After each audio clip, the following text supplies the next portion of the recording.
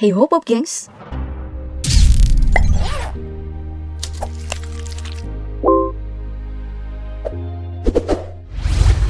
Memasuki tahun 2021, tidak terasa sudah hampir 1 tahun pandemi virus corona menggerogoti dunia.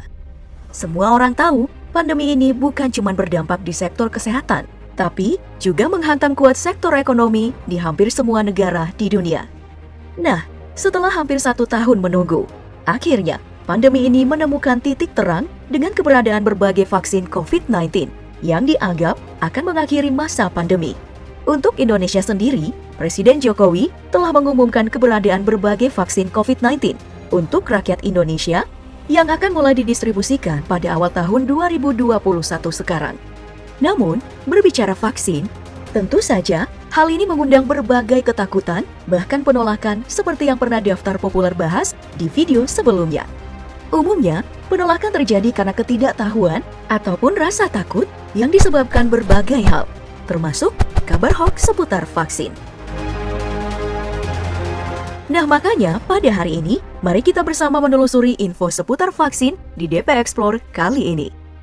Mulai dari apa yang disebut dengan vaksin, bagaimana proses pembuatan vaksin, bagaimana cara kerja vaksin, hingga apakah vaksin bisa mengakhiri pandemi?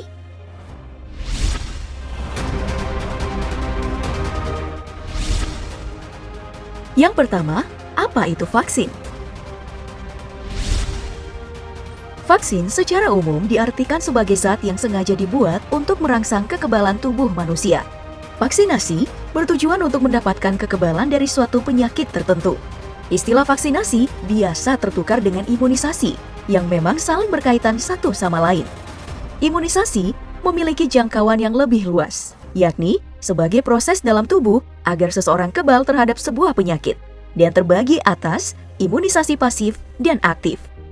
Imunisasi pasif adalah pemberian antibodi dari luar tubuh seperti suntikan imunoglobulin atau suntikan vitamin C. Sedangkan imunisasi aktif adalah vaksinasi yang memicu tubuh untuk menghasilkan antibodi secara alami. Nah, karena hal inilah mengapa vaksin dan vaksinasi dibutuhkan agar manusia bisa menghasilkan antibodi secara alami untuk penyakit tertentu. Contohnya saja, untuk menangkal penyebaran COVID-19, sebuah populasi membutuhkan sekitar 80-90% orang kebal yang diantaranya mungkin saja telah sembuh dari penyakit corona ataupun mendapatkan vaksin.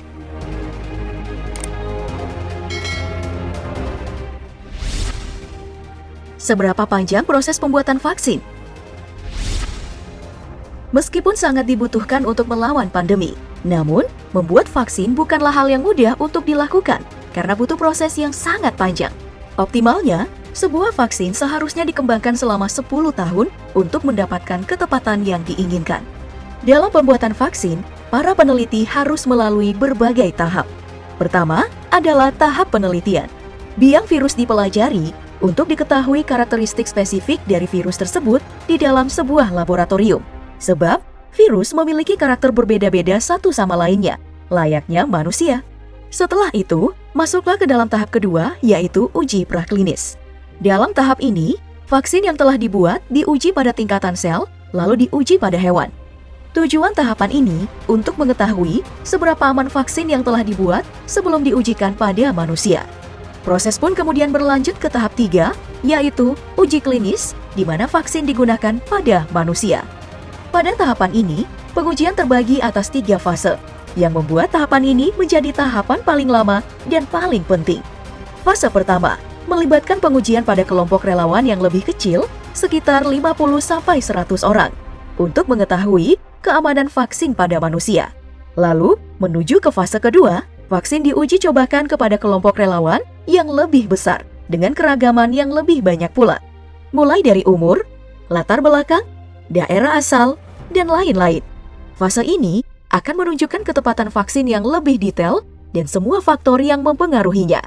Lalu yang terakhir, ada fase 3, yang membutuhkan waktu yang lama, dana yang tidak sedikit, dan juga membutuhkan sekitar 10.000 orang, bahkan bisa lebih untuk dijalankan.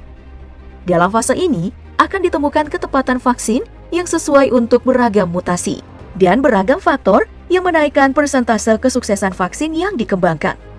Dari uji klinis, kemudian masuklah ke tahap persetujuan dari pihak terkait, seperti Food and Drugs Administration dari Amerika atau Badan Pengawas Obat dan Makanan atau BPOM yang ada di Indonesia.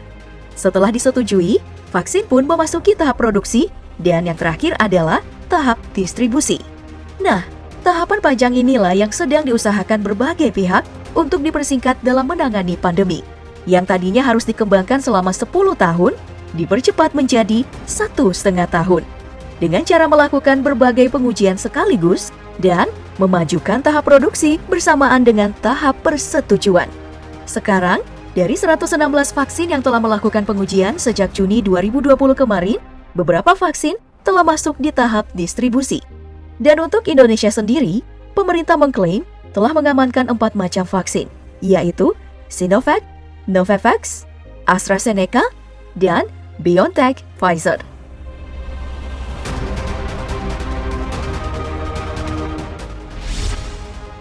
Lalu, bagaimana vaksin mengalahkan virus? Berdasarkan pernyataan juru bicara vaksinasi COVID-19, Dr. Siti Nadia Tarmizi, vaksinasi akan dilakukan dalam 2 tahap, di mana tahap pertama akan melibatkan sekitar 40,2 juta orang penduduk Indonesia, yang diprioritaskan seperti petugas kesehatan, petugas publik, dan lansia. Seperti yang sudah kita bahas sebelumnya, ada 4 macam vaksin yang rencananya akan dilibatkan. Namun, meskipun semua vaksin ditujukan untuk melawan virus yang sama yaitu COVID-19, masing-masing memiliki cara yang berbeda untuk memicu kekebalan tubuh manusia. Contohnya saja, vaksin Sinovac yang diciptakan mirip dengan vaksin cacar air ataupun flu, yang dianggap sebagai cara konvensional. Cara kerja vaksin ini cukup sederhana. Virus yang telah dilemahkan masuk ke dalam tubuh manusia yang memicu antibodi untuk mempelajari karakteristik dan cara paling ampuh dalam menangkal virus yang telah masuk. Nah, hasil belajar ini nantinya akan disimpan dalam ingatan antibodi untuk melawan virus yang sama jika suatu hari virus tersebut masuk ke dalam tubuh kita dan membuat manusia yang telah divaksin menjadi kebal. Namun, penggunaan vaksin yang diproduksi dengan cara ini menimbulkan gejala penyakit yang sama dengan virus yang telah diduplikasi. Selain secara konvensional tadi, dalam balapan pembuatan vaksin, metode pembuatan vaksin juga menggunakan cara lain, yaitu dengan menduplikasi messenger RNA atau mRNA dari virus COVID-19. Nah, untuk cara yang satu ini, alih-alih menduplikasi semua bagian virus dan membuatnya menjadi lemah, cara ini hanya mengambil sebagian dari badan virus. Bagian duri dari virus ini yang kemudian akan menjadi pembawa pesan bagi antibodi manusia. Pesan inilah yang kemudian diartikan oleh sistem imun bagaimana bentuk virus COVID-19 tanpa pernah melihat langsung bentuk COVID-19 yang sebenarnya. Cara ini juga bisa dianalogikan dengan bagaimana seorang ahli forensik mengidentifikasi wajah pelaku kejahatan lewat ciri-ciri yang disebutkan oleh korban kejahatan. Penggunaan vaksin dengan mRNA ini memang terbilang modern dan sedikit lebih aman. Namun, sayangnya, tantangan baru untuk vaksin ini adalah daya tahan vaksin itu sendiri, karena mRNA mudah hancur pada kondisi lingkungan tertentu. Vaksin jenis ini harus diperlakukan secara khusus dengan disimpan pada suhu minimal minus 75 derajat Celcius. Lebih dari suhu itu, vaksin ini akan rusak.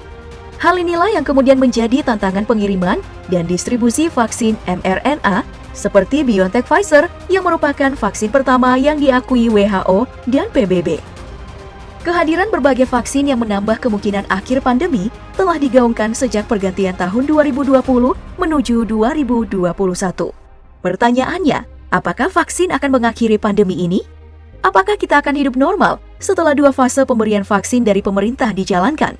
Mari berdiskusi di kolom komentar.